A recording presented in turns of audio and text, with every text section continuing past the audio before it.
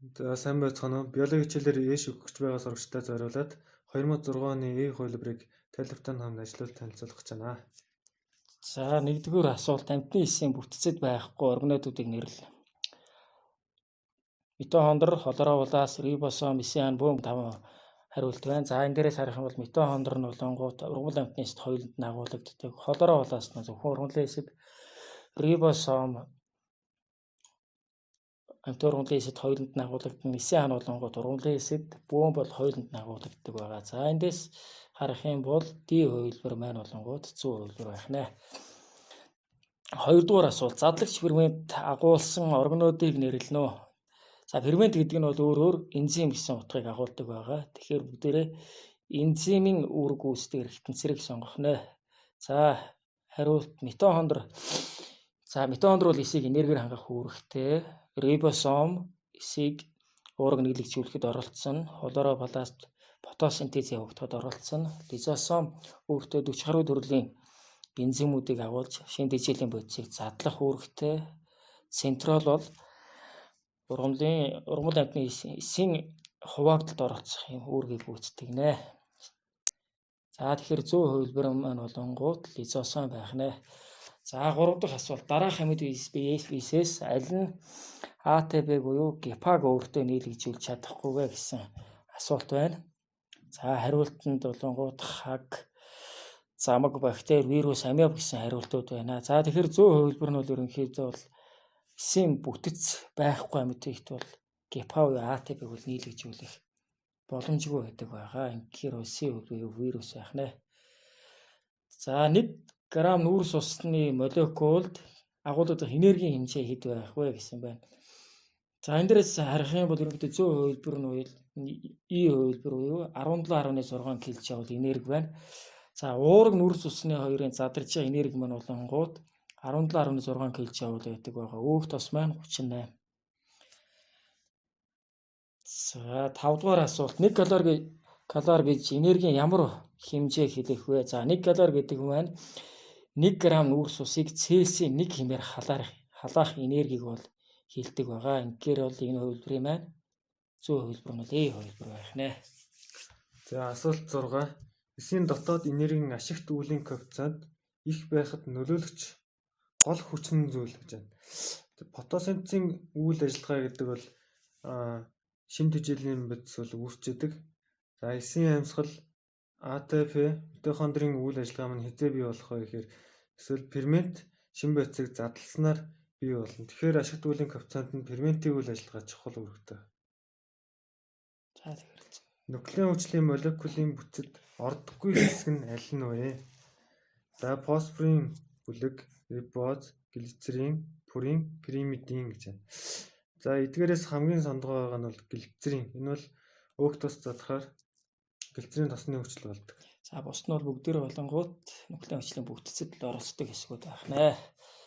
За асуулт 8. Дараах молекулуудаас мономерыг нэрлэнэ үү? Буюу бага молекулд нэрлэлийг нэрлэх гэж байна. За 1 глюкоз. За глюкоз маань бол цардуулын мономер. Гликоген гэдэг нь амтны элэг булчинд нөөцлөгддөг өндөр молекулд нэгдэл. За амин хүчил маань уургийн мономер. Нуклеотид маань нуклеин хүчлийн мономер. Цардуул өндөр молекулд нэгдэл. Зөөврийнхээ гемоглобин, аденин. За тэгэхээр энэ дээрээс ингээ харахаар болонгууд юу харагдсан байгаа тийм глюкоген гэдэг нь болонгууд амтны эсэд агуулдаг нүүрс ус байх нь. За цардуул гэдэг нь болонгууд ургамлын эсэд агуулдаг нийлмэл нүүрс усыг бас хэлж байна гэж ойлгож байна. За тий 100 хувилбар маань болонгууд Глюкоз, амин хүчил, нуклеотид, аденин гэсэн хувилбартай болонгууд И хувилбар болж таарж авах нэ. За асуулт 9. Эсийн амтны эсийн дотоод үйл ажиллагааны зөв дарааллыг нэрлэнэ үү гэж байна. За молекул биологийн төв онол. За хамгийн эхлээд ДНХ-гээс мэдээллийн РНХ, мэдээллийн РНХ-с зөөврийн РНХ тэгээд уурга нийлэгддэг байна. Тэгэхээр зөв хувилбар нь бол D. Бусд нь яасан байх нь вэ гэхээр дарааллын энэ тэнд нь оруулсан. За уруугаар бичсэн нь бол C нэ. Сурагчдын хувьд хамгийн их ерөнхийдөө алдаа гаргаад байдаг хэсэг нь болонгууд одоо нэг ийм байрлалыг тэнд оруулсан дистрад ерөнхийдөө алдах магадлал бас ерөнхийдөө их байгаа нь бол ажиглагдаад байдаг. Тэгэхээр энэ дэр бол бас анхааралтай ажиллах шаардлага байх нэ. За асуулт 10. Азот бактерийн хооллолтын хэлбэрийг нэрлэнэ үү гэж байна. За амьд биеийн хооллолтууд бол энд өгсөн байна. Гетеротроп гэхээр бэлэн шүн бодисоор хооллолдог. Хемотроп гэхээр химийн энергийг ашиглаж хооллдог. Фотосинтез гэхээр бол нарны гэрлийн ашигладаг. Өөрөөр хэлбэл автотроп хооллолт. Миксотроп гэхээр холимог гэсэн үг. Тийм байна. Гэхдээ энэ дэр бас нэг хаягдсан бас байхгүй байгаа хооллолтын нэг хэлбэр болгоод бас автотроп хооллолт гэж байгаа. Автотроп хооллолтыг бас орлуулад энэ дэр бол бас фотосинтез гэдгээр бас оруулж өгсөн байгаа дээр. За тэгэхээр зүүн хувилбар маань болонгууд Би хувилбар болж таарах нь. За бүх бактериуд маань хемотроп хооллолт байна. Бүх бактериуд ерөнхийдөө яах нь хемотроп хооллолттой яах нэ. За яг надад яаж гэж. Дараагийнхаа асуулт руу оръё. За хөрлийн эктодермээс үүсдэг эдийг нэрлэнэ үү гэсэн байна. За эктодермийн давхраанаас ерөнхийдөө их хвчлэн болонгууд мэдрэлийн гаралтай, мэдрэлийн эргэтэн тогтолцоо, мэдрэлийн эдүүд бол үүсдэг байгаа. Эктодермийн давхраа бол өөрөө хөрлийн гадаад давхраа, за эндодермийн давхраа, мезодермийн гэсэн 3 давхраатай байдаг байгаа. За тэгээ эндодермийн давхраанаас бол их хвчлэн эргэтэн тогтолцоонууд үүсдэг бол мезодермийн давхраанаас бол эргэтнүүд үүсдэгээр ерөнхийдөө онцлог байгаа. Тэгэхээр энэ хувилбарын маань болонгууд зөв хариулт нь D хувилбар маань бол зөв хувилбар байх нэ. За тий. Ясны эд, судасны хан, бөөр эдмээр нь болохоор мезодермээс үүсдэг байна. За 12 дугаар асуулт. Зургийг ажиглан тооны оронд тохирох нэрийн дарааллыг сонгоно гэсэн байна. За тэгэхээр одоо бүгд энэ зургийг тодруулаад илүү ойртуулж яагаад тэгээд асуултандаа хариулцгаая. За асуулт нь зургаа жоохон томруулаад харуулъя.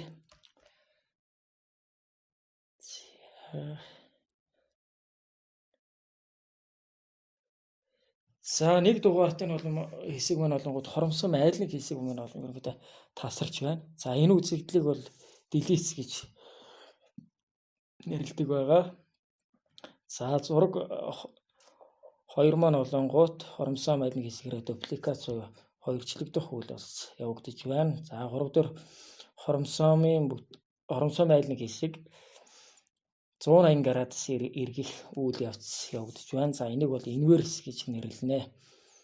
За тэгээд 4 дугаар хэсэг маань болонгууд транслокац буюу аль нэг хэсгээ солилцох үйл явц бол явагдаж байна. За тэгэхээр одоо бүгд энэ дээрээсээ зөв хариултыг харах юм бол делицээр ихэлсэн байна. BD гэсэн 2 хувилбартай байна. Дараагийн үйл явц нь дупликац учраас энэ сонголтын маань хариулт нь болонгууд D хувилбар бол зөв байх нэ.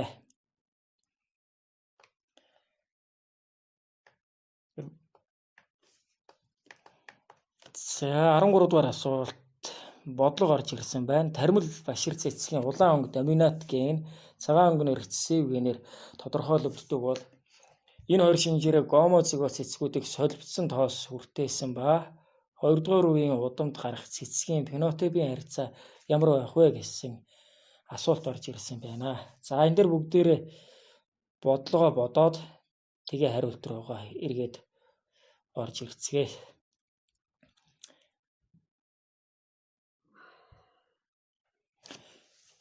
За бодлогон дээр ирэх юм бол улаан өнгөийнх, цагаан өнгөийн гэсэн 2 өнгийн өнгө дээр бол тодорхойлогч бодлого маань явсан байгаа. За улаан өнгө маань болонгууд доминант гэсэн учраас том үсгээр тэмдэглэнэ. Цагаан өнгө нь рецессив гэсэн учраас бол жижиг үсгээр тэмдэглэнэ. За бүгдээ эхлээд 1-р үеийн удмуудыг бол олсон байгаа байдлыг бол харж байна. За 1-р удамд бол цагаан улаан өнгө эвцэлдүүлэгт ороход улаан өнгө буюу доминант ген бол 100% давмгалсан байгаа нь бол харагдаж байна.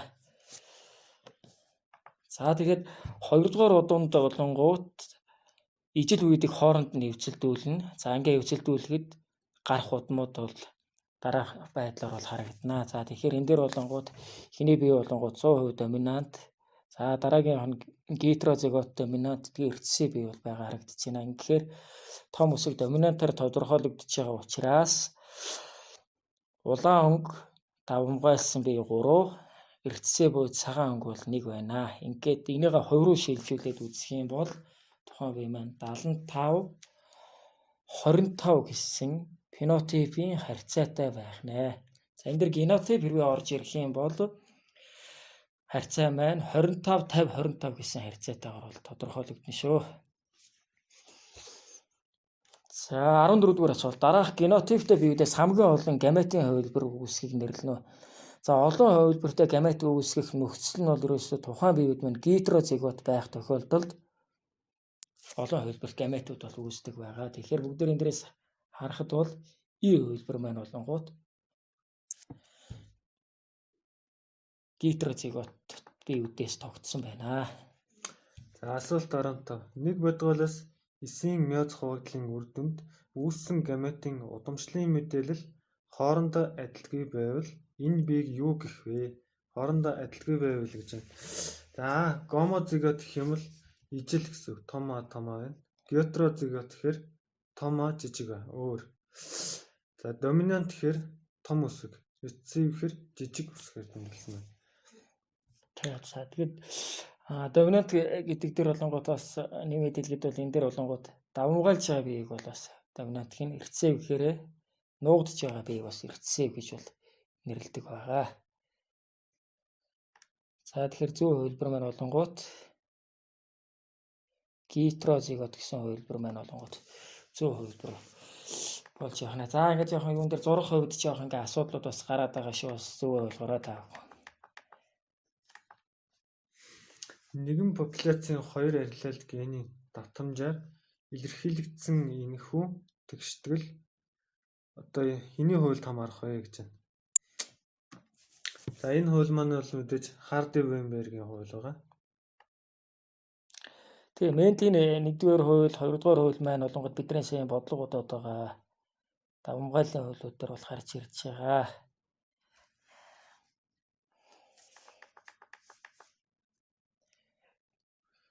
За асуулт 17. Хүний буржгар үсийг илэрхийлэгч ген доминант, шулуун үсийг илэрхийлэгч ген рецессив бөгөөд нэгэн хотын хүн амын гомозигот буржгар үсний генийн давтамж тэг 104 байсан бол уг хотын хэдэн хувь нь шулуун үстэй байх вэ гэж байна. Тэгэхээр энийг Харди-Вейнбергийн хуулиараа олно гэсэн. За тэгэхээр яг одоо үзэж байгаа хүүхдүүд маань эхний ээлжинд бас өөрсдөө бас олох оролдлогыг хийж байгаарай. За одоо удахгүй үе та бүхэнд юу бодлогыг бол тайлбарлаж оруулнаа. Бодлогынхаа өгүүлбэрийг бас сайн уншаад эхлээд ойлгоод авчих. Тэгээд тайлбар бодлогыг бол одоо бодож оруулж өгье.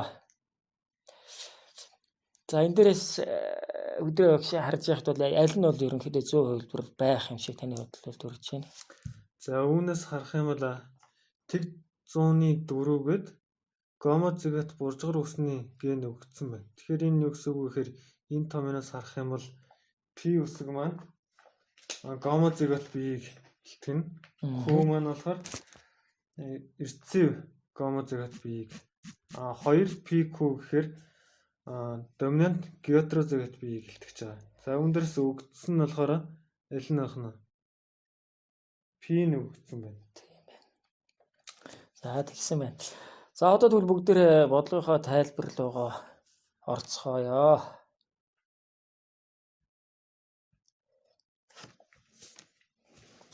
За эхлээд өгсөн нь юу байсан бэхээр том а генотиптэй бие өгсөн байсан. Тэг 104 гээд. За үүнийг квадратаас нь гаргах юм бол тэг 104 маань 0.2-ын квадрат байх нь. За тэгвэл жижиг а алилийн давтамжийг саяны тойвон дээр харсанчлан P дээр нэмэх нь Q тэнцэн нэгтэй тэнцэн. Үүнээс P-гээ Q-гээ олно. За Q-гээ олохын тулд Q-гээ хоош нь гаргаад нэгээ урш нь гарахаар нэг маань нэмэх байгаа учраас уршаа орохоор хасах болно. Тэгэхээр хасах болчоор яах вэ гэхээр нэгээс хасдаг нь 0.2. Тэгэхээр Q маань 0.8. Тэгэхээр ерөнхийдөө мэдэгдэж байгаа бие хасангуудын тоо мэдэгдэхгүй байгаа тухайн бие ерөнхийдөө юу гарч ирж байна гэж ойлгож болох юм тийм үү? За тэгвэл мэдэгдэхгүй байсан Q буюу гомозигот эрдэцүү бий болчлоо. Жижиг а гэсэн. За дараа нь гетерозигот ба гомозигот биеийн эзлэх хувийг олно. За пи квадрат буюу 0.2-ын квадрат тэг 104 байсан. Q маань 0.8. Энийг квадрат тэг 164. Тэгвэл 2π q-г олно. За 2π q маань томьёон дээрээ урталтай 2-тай байсан. 2-ыг үржих нь 0.2 үржих нь 0.8 тэнцүү тэг 132 гэдэг маань том а жижиг а хэлээд байна. Гетерозигот биеийнхэн давтамж гарч ирж байна гэж ойлгох нь шүү дээ, тий. За энийг мэдээж ховроо шилжүүлнэ. Бүдийн 100-д үржүүлчихээр эхнийх нь доминант гомозигот биеих. За Q маань гомозигот эрдэцүү 64%. Бодлогын маань хариу хөлбөр бол одоо тодорхойлогдож гарч ирж байна гэсэн үг байна. 2π Q маань том а жижиг а буюу гетерозигот бие. За тэгэхээр бодлогын маань зөв хөлбөр нь болонгууд E хөлбөр буюу 64% байх нэ. За асуулт 18. Өнгөний харлаган ген X хромосом дээр байрладаг. За X том C харлаган эмэгтэй. XX том C маань болохоор TX эмэгтэй байх нь. XX маань эмэгтэй хүсэг тодорхойлно. XY маань харлаган XY маань эрэгтэй хүс. За тэгэхээр Y дээр хизээч ерөөсөө ямар нэгэн шинж тэмдэг илэрдэг. За X хэрэг хэвийн эрэгтэй хэрв хэвийн эрэгтэй хүн харлаган эмэгтэй хүнтэй суусан бол хүүхдийн хэдэн хувь нь харлаган байх магадaltaй вэ гэж байна. За тэгэхээр яах вэ гэхээр бодлогон дээрээс харахаар бол хэвийн эрэгтэй гэхээр XY. За үүнийг харлаган эмэгтэйтэй гэхээр X том C энэтэй эвцэлдүүлэх нь. За тэгэх юм бол энэ хоёрыг ингээ харах юм бол авах магадлал нь 50% байх. 50% байж болно. За тэгэхээр зөв хөлбөр нь бол B хөлбөр 50% байх нь бол. За энэний зөв хариулт нь бол B. Та нар яах вэ гэхээр энэ хоёрыг эвцэлдүүлээд яг 50% гарч байна уу гэдгээ бодоод үзээрэй. За асуулт 19. Вандуун шар өнгөний ген доминант, ногоон өнгөний ген рецессив, гүлгэр нь доминант ген, үрчгэр нь рецессив генээр тодорхойлогддог. За хоёр шинжээрээ гетерозигот шар үрчгэр фенотиптэй, гомозигот биетэй солилцсон тоос хүртээсэн бол нэгдүгээр үеийн удамд илрэх гүлгэр ногоон фенотиптэй үрийн эзлэх хувийг олно гэж байна. Тэгэхээр энэ Мендлийн 1 үү 2 дугаар хууль уу гэдгийг тодорхойлох нь. Тэгэхээр энэ Мендлийн 2 дугаар хууль.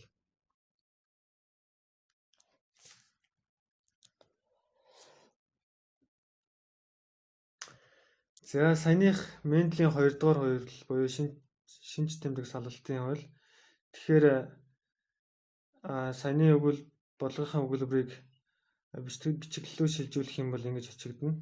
За том а жижиг а том б жижиг б, том а жижиг б. За энэ хоёрыг хооронд нь нэвсэлтүүлэхээр эхнийхээс бэлгийн эсийн хуваагдал миоз хуваагдлаар бол энэ дөрвөн гамет гарч ирнэ. Дараачихаас нь бол том а жижиг б гэсэн ганц л гамет гарч ирнэ. За тэгэхээр одоо бүгд бодлогынхоо өгөгдлийг дахиад нэг харъя. Хоёр шинжээрээ гетерозигот биеийг шар үрчгэр фенотиптэй гомозигот биетэй солилцсон тоос хүртээсэн бол нэгдүгээр удамд илрэх гүлгэр ногоон фенотиптэй үрийн эзлэх хувийг олно гэсэн үг. За гүлгэр ногоон байна гэдэг вандуун шар өнгө маань доминант учраас том үсгээр тэмдэглэнэ, гүлгэрийн ногоон өнгийн жижиг үсгээр тэмдэглэх нь. За тэгэхээр гүлгэрийн том үсгээр үрчгэрийн жижиг үсгээр. За нэгдүгээр удамд илрэх гүлгэр ногоон өнгөтэй гэдэг нь 2 байна, хоёулаа жижиг байх нэ. За бүгдээ одоо түрүүний бодлогынхоо бичлэл рүү ороо харах юм бол ногоон гүлгэр бол энд бол үүссэн зүйл байх. Шар гүлгэр үүссэн байна. Шар гүлгэр, шар үрчгэр гэсэн би үүссэн байна. За тэгэхээр энд бол бодлогон дээр бол ерөөсөө үүсэх магадлал байхгүй байна гэж бол үзэх нэ.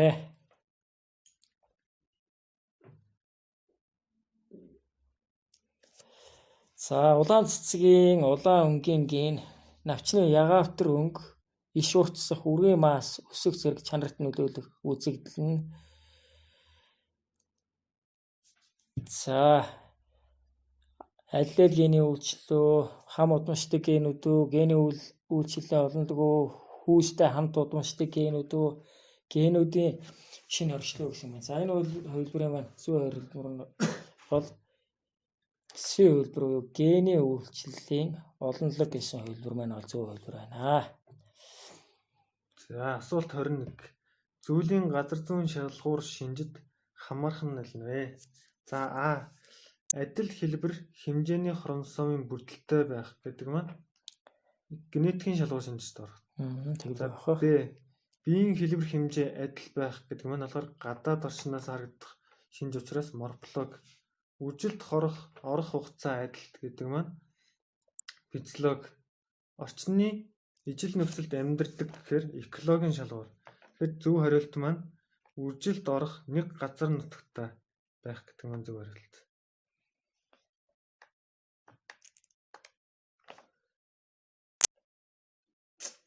За 22 нь бол саяны тайлбарсанчлан одоо хариултууд нь бол та нар асуудалгүй олчих байх. За асуулт 23. За 23 Монгол орны хонин сүргийн өнгө хвчлэн цагаан байдаг. За энэ шалгарлын ямар хэлбэр вэ гэсэн асуулт байна. За хөдөлгөгч, таслагч, тогтворжуулагч, зориудын, байгалийн гэсэн 5 хувилбартай байна. За ерөнхийдөө монголчууд бол эрт дээр үеэс бол малыг бол хонин сүргөөр өсгөж эхэлсэн. Ингээд тогтвортой цагаан өнгөөр өсгөөд зориудаар өөрсдийнхөө хэрэгцээнд тохиолж зориудаар өсгөж ирсэн учраас бол энэ бол 3-4 гэсэн сонголттойгоор С хувилбар байх нэ. Байгалийн шалгарал бол энэ бол зүйл өнгөнд бол хамаарахгүй. Байгалийн гэдэг нь эрэлтээс уур амьсгал, хүүтнийг даван туулах, амттаас байгалаас үзүүлж байгаа ямарваа нэгэн нөхцөлийг даван туулах чадварыг бол хэлнэ.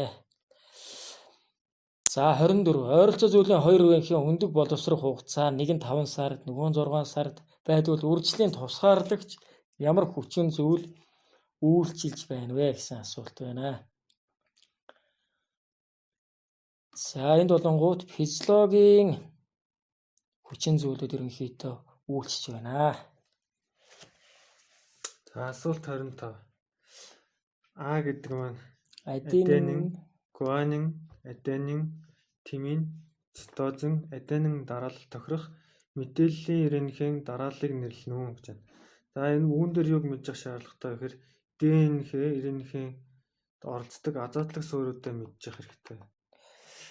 За тэгэхээр ерөнхийдөө болонгууд тимийн хэмээх азотлог суурь байхгүй учраас аденингийн эсрэг урацил орж ирдэг.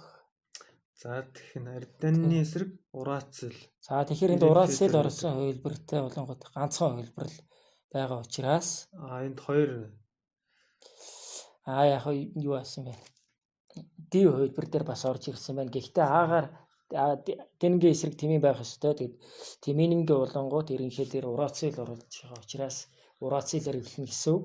Тэгэхээр энэ хувилбарын маань зөв хувилбар маань Б хувилбар байх нэ.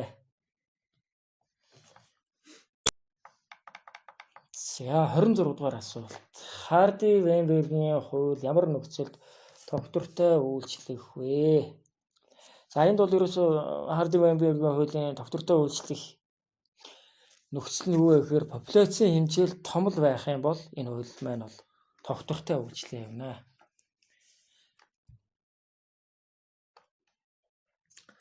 За асуулт 27. Нэгэн зүйл бактериас ялган авсан ДНХ-ийн гинжинд аденины эзлэх хувь 32 байсан бол цитозины эзлэх хувийг олно гэж байна.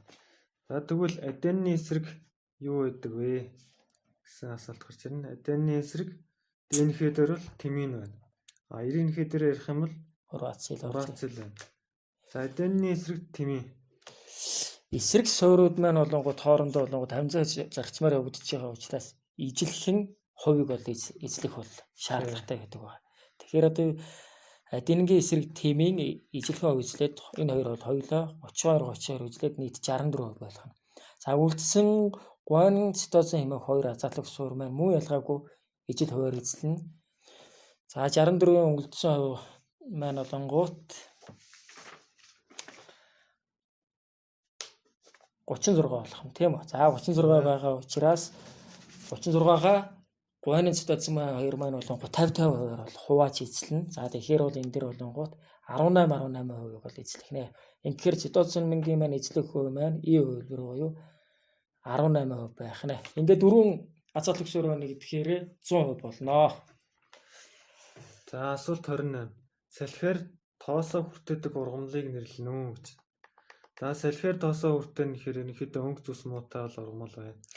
Ихэвчлэн бүдэг ногоон өнгөтэй. За тэгээд тоосооч үр бол усруулах хорон эднэр бол ерөнхийдөө ил байр хэлсэн байх шаардлагатай яваад байгаа. За энэ дээрээс ингээ харах юм бол ихэвчлэн гэдэг шинтэглээ, цэн, сараан, жам гэдэг хурц тод өнгөтэй, анхлуу сайхан үнэртэй шавжаар тоос үрддэг ургамлууд байна. За энэ дотроос салхиар үрддэг нэг л ургамл байна. Энэ бол согоовор буюу С хувилбар буюу согоовор байх нэ.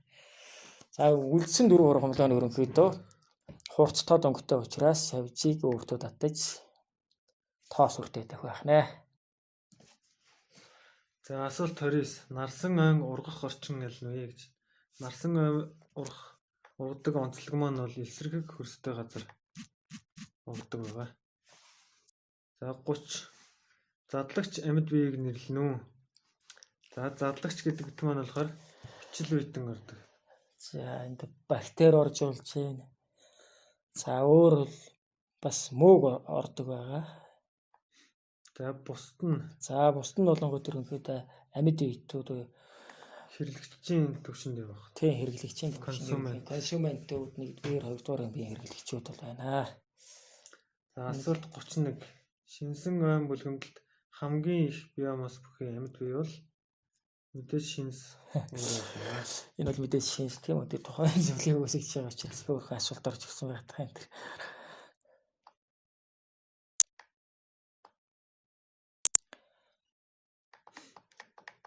Тэгээ шинсээ бизнес ер нь Монгол орнд хамгийн их ургадаг модуль бас шинс баг 60-70%-ээр дангаараа бол гүйцэтгэж байгаа. За асуулт 32. Далайн усанд хийсэн мэлхинд ямар өөрчлөлт гарах вэ гэж. Мэлхий маань өөрөө хаана амьдардаг гэлээ? Достаа усанд байх уу, цэнгийг гол ус. Энэ асуултыг бол хүмүүсд хариулахдаа бол бас сайн ерөнхийдөө амьдрал ах уу үдсэндээ сайн уялдуулж ерөнхийдөө бодох хэрэгтэй. Амьсгалын эргэтэн тогтолцоо хаана яаж амьдардаг вэ бодох юм бол бас боломжийн хариулт гэж бодож байгаа. За тэгээд давстай усанд хийх юм бол мэдээж далаач өөрөө давсархаг байдаг учраас концентрац ихтэй тэгэхээр мэдээж удаан амьдарч чадахгүй болчихно. За тэгэхээр бол D хувилбар болж таарах нь. За асуулт 33. Экосистем дэх энергийн урсгалд байгалийн ямар хувилбарууд үйлчлэх вэ гэсэн асуулт орж ирсэн байна. За энд болонгууд харах юм бол хамгийн боломжтой хувилбар мэдээж бол термодинамикийн хувилбарууд бол орж ирнэ. За 34-р асуулт. Эсийн дотоод биохимийн урвалыг зохицуулагч биокатализаторыг юу гэж нэрлэх вэ гэсэн асуулт байна. За хурдсгуурын үүрэгтэй зүйл бол катализаторыг бол энзим гэж бол сүүлийн үед одоо нэрлэлээр бол нэрлэдэг болсон байгаа. За тэгэхээр бол 2006 оны тест учраас энэ дэр бол фермент гэдэг утгаар бол орж ирсэн байна. 100% нь фермент. Энзим хоёр бол ижилхэн ойлголт байгаа. За гормоныг бол ерөнхийдөө даавар гэж нэрлэнэ. Кофактор гэдэг маань бол энзим дээр бас энзимийг бас нэг хүчин зүйл болж орж ирдэг байгаа. За асуулт 35. Эсийн мембранаар бодис идэхгүй нэвтрэх үзэгдлийг осмос гэж нэрлэнэ. За осмос болонгууд ургамлын одоо үндсээр ус авах үзэгдэл дээр бол бас ажиглагддаг байгаа. Айжим нэмэгчдэг юм үзэгдэл. Тэгэхээр энэ тэр үед бол энерги зарцуулахгүй явагдаж байгаа учраас идэхгүй зөвлөлт гэж бол нэрлэнэ. За бусд нь болонгууд дандаа эсрүү фокус дооз, шинэц дооз эсрүү одоо юу гэдэг хатуу зуул, шингэн зуул одоо нэвчих ийм үзэгдэл одоо орох үзэгдлийг оруулж өгсөн байна асуултанд дээр. Асуулт 36. ДНХ-ийн нуклеотид эд агуулгагүй Нуклеотидыг азотын агуулгадаг суурийг нэрлэнэ үү гэж байна. ДНХ-д байдаггүй нуклеотид гэсэн. Тэгэхээр энэ нь хамархан асуулт ээ. за түрүүнээр ярьсан. Тэгэхээр мэдээж урацил байна. Тий. Азотлог суурь гэдэг дөрвөн суурьтай байдаг байх нь. Бусд нь бол ДНХ-ийн азотлог суурь хань гэдэг. За асуулт 37. Осмос нь усны молекул өндөр концентрацтайгаас бага концентрацтай хэсэг рүү хагас нэвтрүүлэгч мембранаар нэвчих үзэгдэл юм а. Ургамлын эсэд болон усан орчинд амьдардаг амьд биесэд зарим талаараа чухал үзэгдэл юм. Давстай усанд ургамлын эсийг хийхэд ямар үзэгдэл болох вэ гэж. За энэ дээр хариултууд бас их сонирхолтой асуултаас энэ дээрээс орж ирсэн байгаа. Тэгэхээр одоо бид нар ингээд давстай хоол эзсний дараа л бидний бие болоод бас өөрчлөлтүүд гарна удаа хугацаар байх юм бол амд сангах юм үзэгдлүүд бас явагдаад байдаг. Тэгэхээр энэ хувилбарын одоо бас зөө хувилбарыг ингээд харах юм бол эсвэн эсрүүр ингээд давстай зүйл ингээд орох юм бол тэрнийг яаханд бол эсвэн болонгууд усаа ингээд алдаж эхэлдэг байх. Энэ усаа ингэж алдж байгаа үзэгдлийг бол өөрөөр палазмол эцэг гэж нэрлэнэ. Тургоор гэдэг маань болонгууд юу гэдэг тухайн эс дотор их хэмжээний ус орж ирэх юм бол ханандаа үзүүлээд байгаа тэр даралтыг бол тургоор гэнэ. За изотоник гэх юм бол ерөнхийдөө хэвийн байх үзэгдэл. Ус ерөнхийдөө усны тэр хэмжээ бол хэвийн байгаа тэр үзэгдлийг изотоник гэж бол нэрлэдэг байгаа. Тэгэхээр энэ CD2 маань нэг утгатай үг. Тийм, CD нэг утгатай гэсэн үг.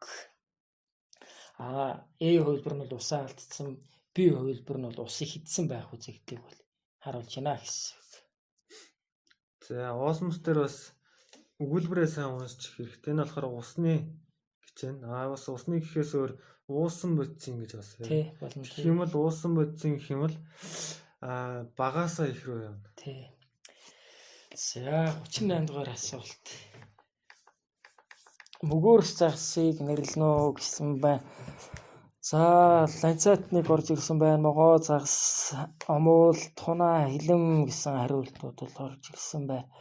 Тийм хараад байхаар энэ дэр бас зөв хариулт байхгүй юм шиг бас ажиглагдаад байгаа юм. Эргээд бас энийг бас сайн судалж үзээд тодруулаад бас дараагийн бичлэг дээр бас зөв хариултуудыг бас олоод оруулнаа. Тэгэхээр яг одоогийн байдлаар судахад бас зөв хариултууд бас байхгүй болов гэсэн бодол төрөөд байгаа. За асуулт 39. Зүрх 3 цэцлэгтэй амьтныг нэрлэнэ үү гэж. За матар 4 цэцлэгтэй, халим 4 цэцлэгтэй. За энэ бол загас гэж явах гоо тийм. Халим бол сүүгээр хожигч хийж явж байгаа. За тэгээ тэмээ харуул уйл шуунууд шуунуудын маань зүрхний тасалгаас 4 тасалгаатай байдаг байгаа. За матар маань олонгууд бас мөлхөгчдийн багт ордог хэдий ч зүрх нь бас 4 тасалгаатай байдаг байгаа. За ингээд өгүүлсэн ганц хөлбөр маань бол могоо болж байгаа. За могоо болонгууд зүрх нь 3 тасалгаатай. За гэхдээ болонгууд мөлхөгчд маань болонгууд зүрхний тасалгаа бол ховдлон дундураа хагас таславчтай байдаг байгаа. За ингээр бол хагас таславчтай байгаагийн давуу тал юу вэ гэхээр тархинд нь бол байнгын бол цэвэр одоо хүчит төрөгчтэй сус бол очиж идэг. Биеийн бусад хэсгэр бол холимог сус бол хурасч идэг байгаа. За асуулт 40. Цэнгэг усны яс загасны балансын зохицуулгад тохирох зохилдлогыг нэрлэнэ үү гэсэн байгаа. За энэ дээрээс харах юм бол усуудгүй хэмжээний шээс ялгаруулдаг залгамгаар хэмжээний ус ба йон нэвтрэн орно гэсэн хувилбар хэцүү юм болов уу гэж бодогдож байна. За тэгэхээр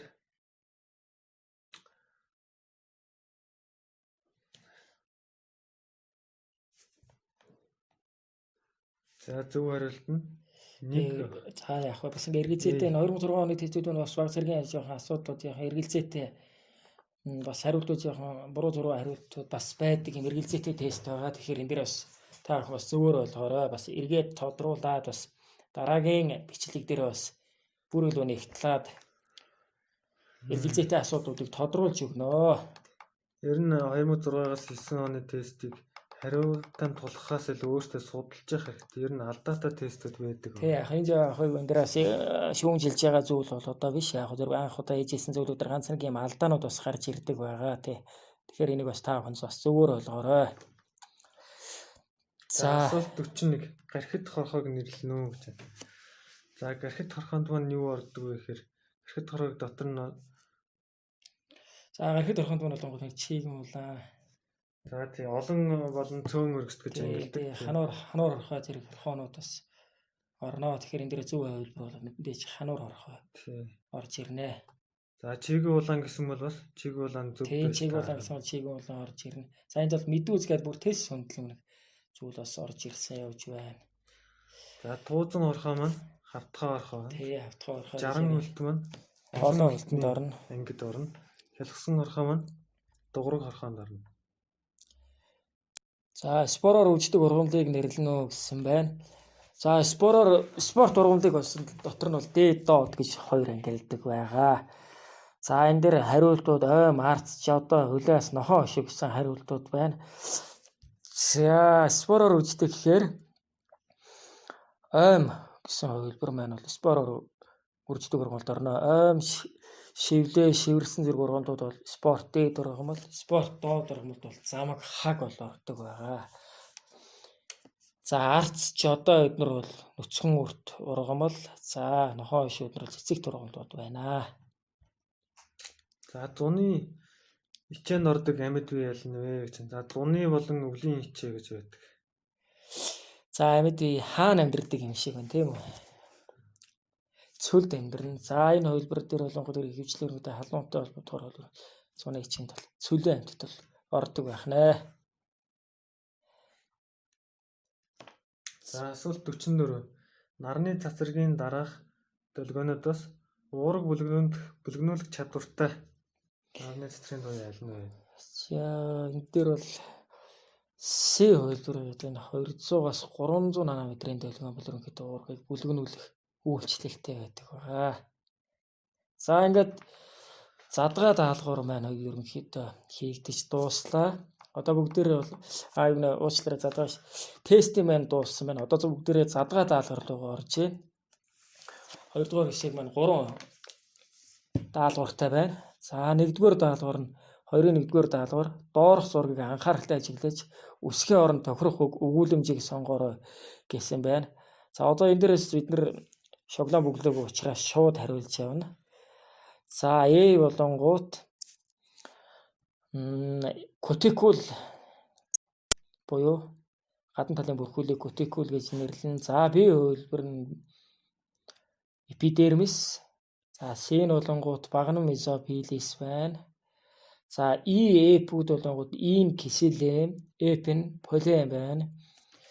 За тэгээд D хэсэг маань нийтдээ бол дамжуулах багцуулна. За G маань болонгууд амсар. За С болон H маань болонгууд сэрэг, мезопил ис болж зурган дээр бол орж ирсэн байх нэ. За навчийг болонгууд ингээд хөндлөн зүсэд харах юм бол эдгээр бүтцүүд байрладаг байх нь. Эдгээр бүтцүүд тос үрдээ үүрэгтэй дамжуулах багцаар шинэ хичээлийн бодис ус эрдзүү зөөвөрлөгддөг. За багны эс дээр болонгууд фотосинтезийн процесс явагддаг бол за сэрэг эс, мезофил эс дээр болонгууд хүчил төрөгчөлөг хийх бол нөөцлөх үүрэгтэй. Амсрын эсээр бол хүчил төрөгчийн хий орж нүүрс хүчлийн хий усвал агараг чийгшүүлэх юм үзэгдүүд явагддаг байгаа. За дийг ингээ харах юм бол киселем полем хоёр нийлэхээр дамжуулах багцыг үүсгдэг. Энэ дээр бас хүүхдүүд маань бас маш сайн анзаарах хэрэгтэй. Одоо юу гэдэг киселем полемыг аль нь яг дээрээ байх уу? Киселем дээр явах уу, полемын дээр явах уу гэдэг дээр бас тоолох хүүхдүүдийн бас эргэлзээд байдаг байгаа. Энэ маань болонгууд үндэс иш навч болгон дээр бол ер нь өөр байралтай байдаг байгаа.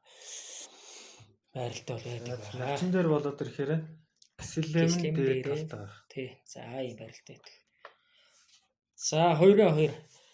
Нэгэн уургийн дөрөвдөгч бүтэц A, B 2 хэсэгтэй бөгөөд нийт 1450 амин хүчлээс бүрддэг. За A хэсэгт нийт амин хүчлийн 62% нь оролцдог бол B хэсгийг нийлэгжүүлэх мэдээллийн ерөнхийлөгчийн гинж хичнээн нуклеотидээс бүрдэх вэ гэсэн асуулт бол орж ирсэн байна. За энийг яаж олох вэ гэхээр 1450 хүчлийг A-эсэгт 62% бол 1% нь 14.5 байх нь. За 14.5-аа 62-т үржүүлж болно. Эсвэл үлдсэн 38%-д үржүүлж болно. За хэрвээ 62-д үржүүлэх юм бол 1450-аас гарсан тоог нь бол хасаж болно. За хэрвээ 38%-д үржүүлэх юм бол шууд азотлог сууруудтай нуклеотидуудаа үржүүлж болно. За тэгээ ямар ч тас одоо 62%-д үржүүлээд гараад ирэхээр гарч ирсэн тоог бол амин хүчил болонгууд тус үрдээ 3 азотлог сууруудтай байна. За 809 гарч ирсэн бол түүнийг 3-т үржүүлэхээр бол тухайн бие хэсгийн тоо гарч ирэх нэ. Хамгийн гол нь амин хүчил маань нэг амин хүчил маань болонгууд дотроо 3 нуклеотидээс бүрдэх нэ шүү дээ. Тий. Тэгээд тэрэндээ үржүүлэхээр энэ тоо юу хувилбарын маань хариулт нь гарч ирнэ гэсэн үг байна. За бүгдээр үржүүлээ. Шууд 38-д. За шууд 38-д үржүүлчихье. За тэгэхээр 551 амин хүчил байна. За тэгвэл одоо тэгээд 62-ыг олцсон байгаа учраас бүгдээр одоо 551-гээ 3-т үржүүлчихнэ гэсэн үг. За 1653 нуклеотидээс одоо ерөнхийдөө бол B хэсэг маань бүрдэж байна. Амин хүчил нуклеотид гэдэг ойлголтуудыг бол сүхтүүд маань бас сайн ойлгоорой. Нуклеотидууд нэгдэхээр амин хүчил болох нь шүү. За тэгэхээр нэг амин хүчилд 3 нуклеотид. Тий, нэг амин хүчлээр 3 нуклеотид тодорхойлно гэж бол ойлгох нь шүү дээ. За 23 доорх зургийг ажиглаж өсхийн оронд тохирох өгүүлэнжийг тохируулна уу гэсэн хариулт бол орж ирсэн байх нэ.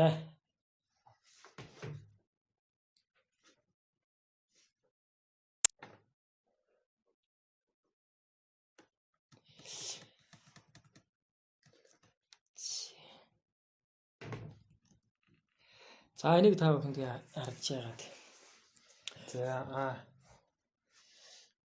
За энэ наадаар ярих юм бол энэ нэг хүлээн авах гэдэг юм тийм. Нэг юм хүлээн авч эхлэх гэдэг юм. Тэгэхээр А-гийн 2 C4 хүлээн авагч дээр бэхлэгдэх хэсэг байна. За B. За энэ B маань болохоор яатсан байна? Энэ ингээ харахаар энэ зурагтай ажиллах юм. Тэгэхээр энэ вирус маань энэ эсэд бэхлэгдсэн байна. Халдварлаад орж байна тийм ээ. Тэгэхээр B-ийн 8. За C. Эсрүү одоо ингээ орж ирээд үйл явцныг хэлж штэ одоо тий. За C. За C дээр нь болохоор уруу транскрипт болж байна.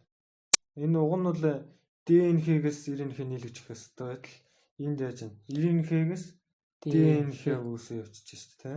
Тэгэхээр уруу транскриптаза ферментийн тусламжтайгаар вирусын РНХ-гээс ДНХ үүсэж байна. За D.